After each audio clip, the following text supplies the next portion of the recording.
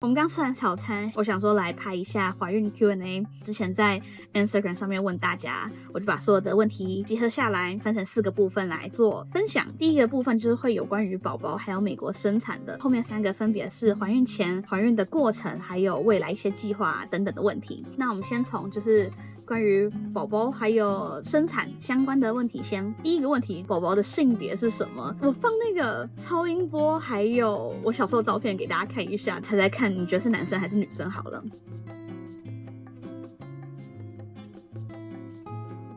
宝宝的性别就是男生，你猜对了吗？第二个问题，预产期是哪一天呢？2025年的1月14号是预产期。下一题，宝宝会是什么星座呢？如果是预产期前后那个礼拜的话，就会是一个摩羯座的男宝宝。你会在哪里生小孩呢？我会在美国生小孩，当时也有考虑台湾跟加拿大，但是因为我搬去美国之后，我在加拿大其实就是非税务居民了，其实也没有什么医疗保险之类的，马上就是淘汰掉加拿大这个想法。考虑台湾是因为很多人分享说在台湾生产然后坐月子等等之类的很舒服很方便，但是因为毕竟我跟我另外一半我们都在美国工作，到上个月都还在出差，台湾生产不是那么方便，所以最后就决定在美国生小孩。下一个问题，小孩会是什么国籍呢？在美国出生就会有美国的国籍，我跟我另外一半都是加拿大的公民，所以他也会有加拿大的身份。我另外一半不是台湾人，可是我是台湾人，好像妈妈是台湾人的话，小孩也会是台湾人，应该这样。下一题是在美国产检的过程如何？在美国生小孩的费用跟产检过程，我可能会拍另外一个影片分享。但是总体而言，我在怀孕前我是觉得在美国生产有点担心的，因为我听说就是过程很简单，没有像在台湾一样那么的仔细。但是就是现在这样9个月，觉得有惊讶到我，就比我想象中的好很多。大家可以之后期待一下那个下一个影片。下一个是医疗保险是用哪一家？有特别研究吗？我的医疗保险在美国是 Cigna， 我没有特别什么研究，基本上就是公司是什么保险就是什么保险。下一个，美国生产的费用是多少？因为我现在还没有生嘛，所以其实我也不太确定整个生产是会花多少钱。但是就像我前面讲的，目前产检到现在的过程，所有的花费我都记录的，我会拍一个非常仔细的美国生产费用的影片给大家。下一个问题，会在美国坐月子吗？其实美国没有太坐月子这个概念，但是我自己觉得亚洲人的体质跟外国人体质可能不太一样，我觉得我还是蛮需要坐月子的，所以我会有大概1个月的时间坐月子。在美国坐月子的费用贵吗？我自己的话，因为我有一个从小到大就是认识的阿姨，然后她是专业的月嫂，所以非常幸运，我就是会请认识的阿姨帮忙我坐月子。费用的话，就是我觉得可能没有什么太值得参考的地方。不过我自己是有做一些 research， 不管是美国还是加拿大，如果是请月嫂的话，超级贵，基本上听说都是要8000到1万以上。下一个问题是，美国的产假有几天？会支付薪水吗？如果是以联邦来讲的话，政府是保障每一个人都至少可以请12个礼拜的假期，但是薪水的这个部分，那就是每个州自己决定的。我住在西雅图，所以是华盛顿州嘛。华盛顿州的话呢，有一个 Paid Family and Medical Leave， 就是保障爸爸可以请12个礼拜，妈妈可以请16个礼拜。那如果有特殊的身体状况，可以请到18个礼拜。它也有 guarantee， 最少每个礼拜可以领100块钱 ，up to 你90% 的薪资 max 在1456块钱。除此之外，公司也会有它补助的一些政策。那像我们公司的话呢，它会看政府的补助跟你原本的薪水差多少，公司会补足那个部分，所以就确保说你请假的时候会拿到跟之前一模一样的薪水。然后我的产假就是非常的 standard， 就是4个月，这4个月就是完全的带薪。我知道有些科技公司它的那个产假的福利非常非常好，那这个好像可以请到1年之类的，不知道是不是真的。下一个问题是，请问你会自然产还是剖腹产？如果是身体状况允许的话呢，希望是自然产的。想要自然产纯粹只是因为我想要体验自然产的感觉，不过蛮确定我自然产的几率不高。有2个原因，我的子宫颈跟我的胎盘一直离得非常近，我的医生是说你的胎盘至少要离子宫颈2公分以上才可以自然产，不然就是要在37周的时候剖腹。此时此刻我录这影片的时候呢，它都还没有到2公分。那除了胎盘的位置之外呢，我上个礼拜刚刚产检完，他的整个头的那个百分位是99 percentile。对，我就很认真的问他说，我说你这个数据是全世界的小孩还是全美国的亚洲小孩？他就很尴尬，他就说就是全美国的小孩，有包括黑人跟白人。然后我就想说，哦，那他的头真的很大耶，自然产可能有点辛苦，基本上就是建议我剖腹产。好，下一个问题，请问你婴儿用品都买好了吗？会不会克制不住一直想买宝宝的东西？我觉得这个时间怀孕真的超幸运的，因为大打折嘛，有 Black Friday， 然后 Cyber Monday， 现在目前就是把东西都买好了。我自己本身就不是很爱买很多东西，就算怀孕自己还是蛮理性的。有没有觉得最不可思议的婴儿用品？你有吗？就买了什么东西觉得说婴儿需要这个 rubber spatula that you use to like wipe their butt or something。 小孩要擦屁屁膏，然后 apparently 那个东西很 sticky， 像炒菜的那个铲子一样的东西，你可以用那个然后涂在小孩的屁屁上。那个我确实我也觉得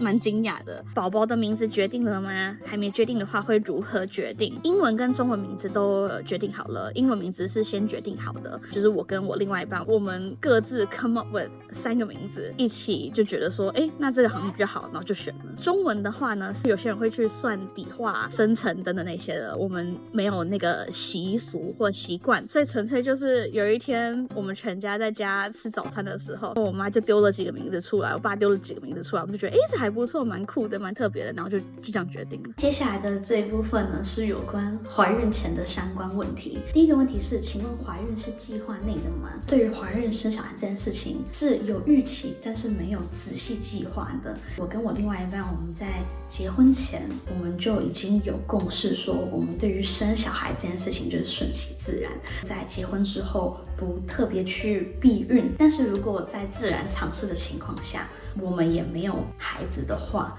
那我们也 OK， 我可能也不会去尝试试管或者是 IVF 等等之类的。我们会觉得说，我们有孩子跟没孩子，我们都可以把自己的生活过得很好。家人在生小孩或者是小孩性别方面会给压力吗？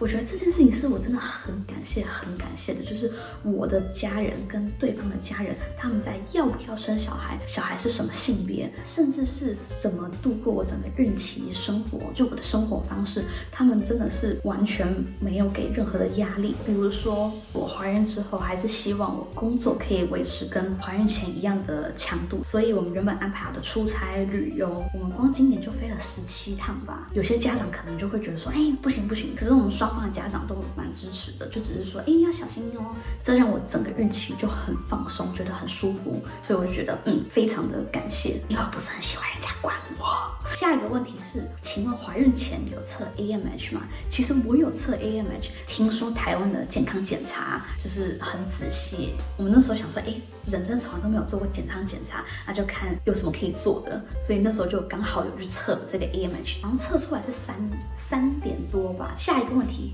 为什么想生小孩？第一个原因是因为跟我的人生目标有关，一直以来我就是希望我的人生能够有很多的体验，很多的挑战，去让自己变成更丰富的一个人。当你有一个新的身份的时候，我觉得那真的是让你跨出舒适圈，有丰富完整的经历，让自己很大的成长的一件事情。那第二个原因，我知道很多人可能对于生小孩这件事情会担心，会不会给自己的生活造成很大的影响，就是很多不确定性。但是我对于这个结果不是很在乎，就是有一点类似，不管是养宠物或者是创业也好，你没有办法去评量说，我这个 business 一定要成功，那我才要创业，或者是我养出来的这个宠物一定超乖，不会给我造成麻烦，我才要去养这个宠物。我只是单纯去思考说，养育一个小孩的这个过程，我会不会享受？这就是为什么我想生小孩的原因。请问有考量经济情况再决定要不要生小孩吗？我们是有考量经济方面的情况的，但是我们并不是考量说薪水多少或者是有多少存款，只有觉得说我们要有个房子，其他除此之外我们没有想太多。怀孕前有希望自己生男生还是生女生吗？男生女生都好，只是我当时有一个偏好，就觉得说会不会生女生我比较懂得照顾她，这样毕竟是第一次生小孩嘛，可能第二胎会比较介意这件事情，生过男生就想生女生，生了女生就想生男生这样。最后一个问题是，这么快怀孕是因为有提前备孕吗？有没有做健康检查？我做健康检查，但纯粹只是因为我人生没有做过健康检查，然后第一次带另外一半去台湾，然后想让他体验台湾的健康检查，所以我们才去做健康检查。然后我没有备孕，我就是正常的过生活。但是如果重新再来一次的话，我可能会提高我的运动量，因为确实在怀孕的过程中，我觉得比较累。听说怀孕前如果就有运动的话，会蛮有帮助的。接下来呢是有关怀孕整个过程的相关问题。第一个问题是得知怀孕后的心情和心理变化。如果你有看我前一个影片，你应该可以知道，我真的是非常的吃惊，因为我一直觉得怀孕不是一件容易的事情，大概1年之后才会怀孕。不过在跟家人分享完这个消息之后，跟另外一半坐下来聊天之后，我们马上从那个吃惊惊讶的这个心情就变成了兴奋跟期待。因为我们就想到有小孩之后的生活，我们可能有机会做很多我们自己2个人不会去做的事情，不会遇到的挑战，有更多不同的体验。对于那个过程，我们俩就是很期待如何适应新身份的转变，以及如何克服新身份带来的害怕。我不太觉得我有一个身份上的转变，就是从一个什么身份变成另外一个身份。我觉得只是在我已有的很多个身份上面，我增加了一个妈妈的身份。那对于这个增加一个新的身份，我就是会想说 OK 应该要做什么事情，我哪些不足的地方，有哪些是要去学的，甚至是有哪些地方是我可能要重新思考的，花比较多时间在执行，比较少花时间在感受。所以我觉得对于适应这个新的身份其实算是蛮顺利的。但是除了执行之外，我觉得在这个过程中，朋友跟家人的陪伴超级重要，肯定也会有我担心或者是不安或者是不确定的时候，一个很强的 support system 对于克服这些困难是非常非常有帮助的。下一个问题，怀孕之后生活或者是作息有差别吗？作息的话一开始有，因为一开始我就想说是不是应该要健康一点，早睡早起，但是到后面其实慢慢的就又变回之前一样的作息了，11、12点睡觉，有的时候可能还会熬一点夜。不过呢，生活上我觉得有一个地方差的蛮多的，就是我手机的使用量还有社交媒体的使用量。没有刻意，但不知道为什么我就是没有那么想使用手机跟社交媒体，就觉得有点无聊吗？我就是没有想要去看我的 screen time，从以前可能10个小时变到4、5个小时，就将近看了一半左右。下一个问题是，怀孕的过程有没有不舒服？孕吐严重吗？我整个怀孕的过程，我是没有什么太大的不舒服的，除了知道怀孕之后的第1个礼拜，我有孕吐比较严重，可能因为我那时候刚从台湾飞温哥华，因为在调整时差，但是我时差一调好之后，就完全就是跟怀孕之前没有什么太大区别了，真的是非常幸运的，因为我知道很多人在怀孕的过程中很辛苦。怀孕后的情绪变化大吗？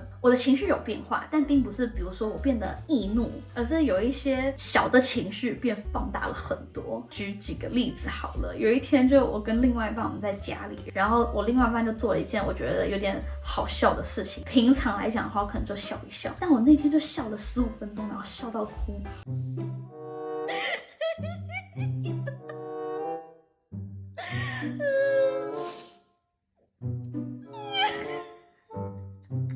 好笑的点在哪里？你告诉我。孕妇的情绪真的好，我是真的笑到哭哎！你为什么？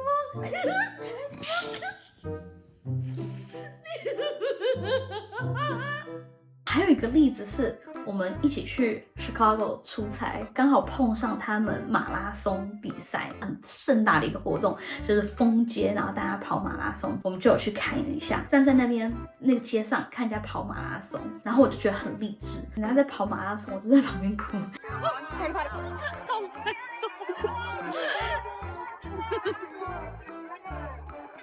孕妇的情绪真的很神奇。怀孕后饮食上最大的变化是什么？饮食呢，其实我真的也没有太大的差别。我之前在上一个影片的时候分享说，变得非常爱吃薯条，可是那也仅此于一开始的那个月。1个月之后，我后来就是也没有太想吃薯条了。怀孕有忌口或者是控糖吗？在美国，沙拉跟生食也照吃吗？没有太忌口的，或者是特别去控糖，但是我确实就没有吃沙拉跟生食。我去产检的时候，美国的医生有特别强调这个东西，他就有说生食跟跟沙拉不要吃，其他就是适量就可以了。比如说咖啡、奶茶，就是我偶尔都还是会喝一点。现在体重增加多少？我怀孕之前呢是46.4公斤，上个礼拜产检的时候呢，我是124磅，56.2公斤。现在怀孕8个多月，目前是胖9.3公斤。听说好像整个孕期胖10到12、14公斤都算是正常的，所以应该是正常范围吧。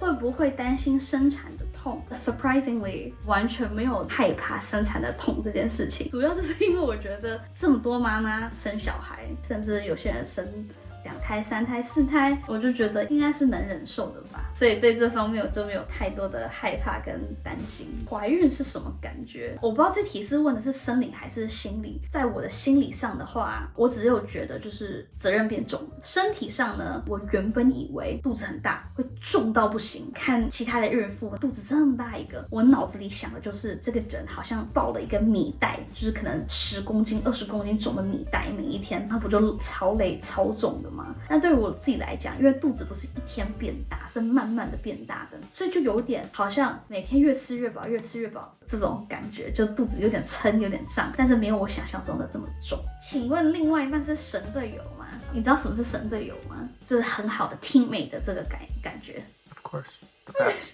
我的另外一半真的是神队友，要不是我有觉得他是神队友，我也不会结婚，我也不会觉得说可以跟这个人有小孩。他真的就是对于我的生活、身体健康还有我的心情照顾的，就是真的是非常非常周到。怀孕之后都是他在比较小心翼翼照顾我，我可能比较粗里粗气，我妈看到我都觉得我粗里粗气，我就是跑啊跳啊，你真的就是粗鲁的人，他都会就说，你这个小心，这个我扶你，我帮你煮这个啊，我这个帮你弄熟一点。除此之外，他就想说我不能吃生食，他吃的话我可能会就是觉得说我也好想吃，所以他就很贴心，我不吃他也不吃。请问有没有进行胎教？我完全没有进行胎教这件事情。第一个原因是我不知道胎教的目的是什么，我没有做太多的 research， 我妇产科医生也没有特别提醒我要做胎教，所以我就没有做这件事情。第二个原因我没有做胎教是因为有人提到胎教的时候都会讲说什么听古典乐、念一些书，我就想说如果我现在做胎教给他听一些古典乐，但是他出来之后知道说我平常都是听江蕙跟黄义玲，那他不会很 confused 吗？这是我家吗？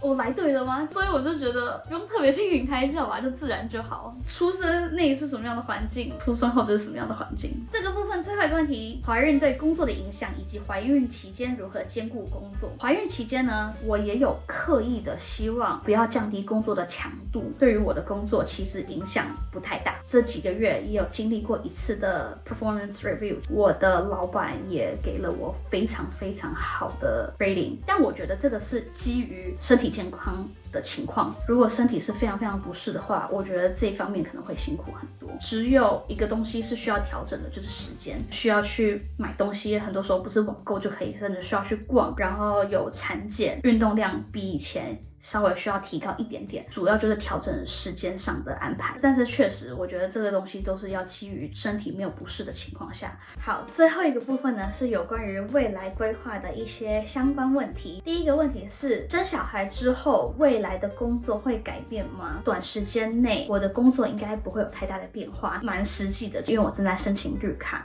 不太适合换公司。但除此之外，希望工作方面的强度整体来讲都是可以维持，甚至是做得更好。我知道可能会有点困难，因为我看很多人的经验都说生小孩之后很难维持生产前的工作的强度，我还是会努力想要去升职加薪等等那些的。未来会如何平衡家庭工作？我觉得这个问题问得很好。我觉得其实不只是家庭跟工作，包括婚姻还有我自己个人的成长，现在多了一个身份，我自己其他原本的身份都需要找到新的平衡。我觉得我会在时间分配上面下最多的功夫，因为还没有生嘛，就还没有办法分享一些诀窍，但是我觉得我会非常的注重时间管理方面。如果我有好的诀窍，到时候可以再跟大家分享。未来还会拍影片吗？会不会降低出片率？会不会拍坐月子的 vlog， 出片率会降低是蛮有可能的。做 YouTube 完全就是我的兴趣，在还没有搬来美国之前就有在拍 YouTube 影片，前面的2-3年都没有任何的收入。我现在 YouTube 的收入也大概占我总收入3%、5%都不到。我做这件事情完全就是兴趣。当你生活变忙的时候，你能做兴趣的时间就会降低。就好像现在的兴趣可能是打高尔夫球，或者是烘焙，或者是旅游。当你忙的时候，顾虑到自己兴趣的时间就降低，我觉得这是很正常的。还是会持续的不定期发布影片在 Instagram 上面分享近况。然后会拍坐月子吗？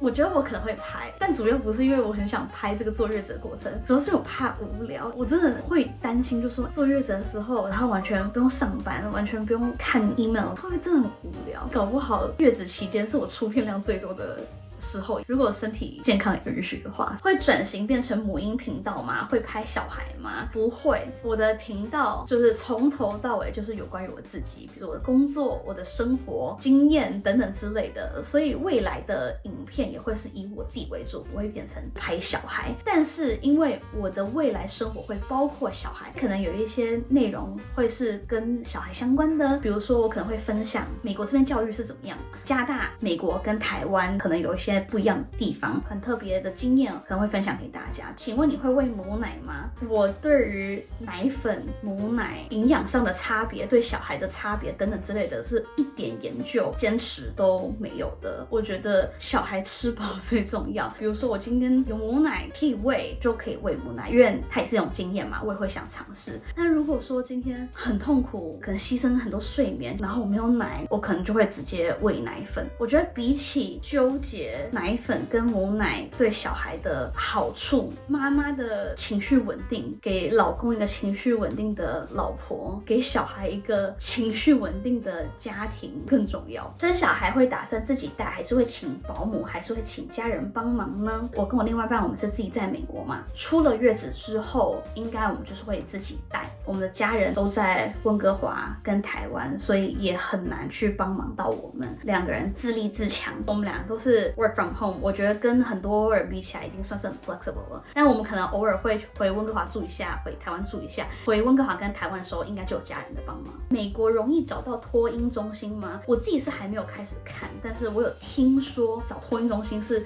越来越难，尤其是现在越来越多人要 return to office。我之前朋友给我建议是说，如果你要找托婴中心的话，你可能1年前就要开始去看，然后有一些还要排队。我自己还没有开始查，如果有查了，我可以再分享给大家。会打算如何教育小孩？你会鸡娃吗？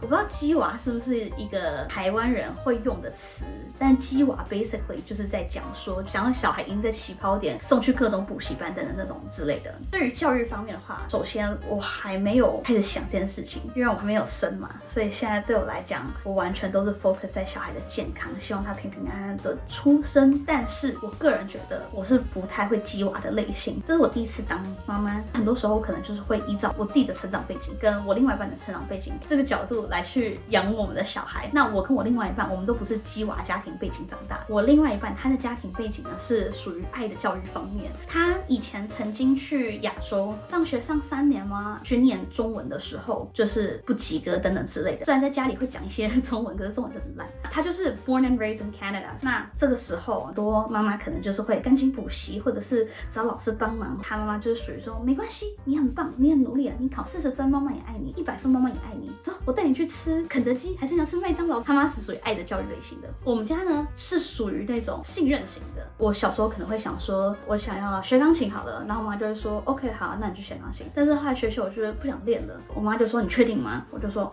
很确定，我真的不想练。然后她就说好，然后就把钢琴卖掉。她也不会逼我，或者是也不会坐在那边陪练琴。因为这样呢，我觉得不太会鸡娃，我也不知道从何激起。会送小孩去私立学校还是公立学校，这我真的都还没有想到。如果现在问我的话，我会觉得我会送公立学校，纯粹只是因为我觉得税缴的蛮多的，看你的税收每一年很大一部分都是去给学校的，所以我就觉得如果缴那么多税，应该要好好的利用缴税的那个资源。但是我不知道美国的公立学校是怎样，因为我毕竟是到小学是在台湾嘛，但之后是在加拿大，所以我只知道这2个地方的教育系统，不知道美国是怎样，所以看看咯。会担心小孩在现在的社会成长吗？我确实是有点担心在美国长大这件事情。有妈妈这个身份之后，担心的事情多多少少就会变多嘛。对于某几件事情是蛮紧张的。第一个是枪支问题，然后毒品泛滥。可是这个担心并不会让我觉得说不应该生小孩，我就觉得大家都有这个担心，到时候就来什么问题解决什么问题咯。会考虑生2胎吗？我自己的话是不排斥，极限是3个小孩，我不会生3个小孩以上，但是就算只有1个我也 OK。 会带小孩回台湾吗？如果是见家人旅行的话是肯定会的，我们明年的机票都已经订好了，我们明年会带小孩回亚洲1个多月的时间。上学的话我觉得还是以我跟另外一半的工作为主，就是我们在哪里工作，那小孩就在哪里跟我们一起生活。你会跟小孩讲中文还是英文？我觉得我自己的话应该主要都是跟他讲中文，另外一半的话他可能就是会穿插，